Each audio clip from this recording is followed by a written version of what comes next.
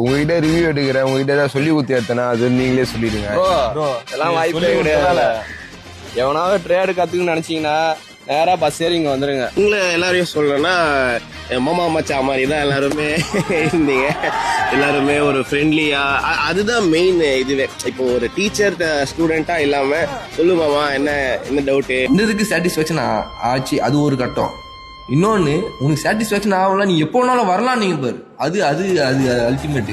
Food தான் என்ன சொல்றது, தாயை மிஞ்சிட்டீங்கப்பா, அப்படிதான் இருந்துச்சு. அது சலிக்காம, மூஞ்சி சலிக்காம, மூஞ்சி சுருக்காம எத்தனை டைம் கேட்டாலும் திரும்ப திரும்ப திரும்ப திரும்ப ஒரு ஸ்ட்ராட்டஜியை புரியல அப்படின்னா அடுத்த டைம், அதுவும் புரியலையா அடுத்த time, next time next time next time சொல்லி கொடுத்துட்டே போறாங்க. ஆனா மத்த இடத்துல எங்கேயுமே அப்படி சொல்ல மாட்டாங்க. ஒரு சிலர் என்ன பண்ணுவாங்கன்னா ஃபீஸ் வாங்கினதுக்கு இதுப்பா அப்படி பார்த்து புரிஞ்சுக்கணும் அப்படின்னு சொல்லிட்டு போயிடுவாங்க. ஆனால் நம்மளால என்ன பண்ணிட்டாரு, புரியலையா, எந்த இடத்துல புரியலையா ஃபர்ஸ்ட்ல இருந்தே நான் பக்கத்துல உட்காந்து எக்ஸ்பிளைன் பண்ணேன் அப்படின்னு சொல்லி அவரே எக்ஸ்பிளைன் பண்ணி ஒரு கிளாரிஃபை பண்ணி தான் அனுப்புறாரு. அடுத்த ஸ்ட்ராட்டஜிக்கே போறாரு. கொஞ்சம் ஈஸியா கொஞ்சம் புரிய வைக்கிறாரு. எதா இருந்தாலும் இப்ப தெரியலனா கூட இப்போ திருப்பியும் சொல்லித்தர, சின்ன குழந்தை மாதிரி தான் சொல்லித்தராரு.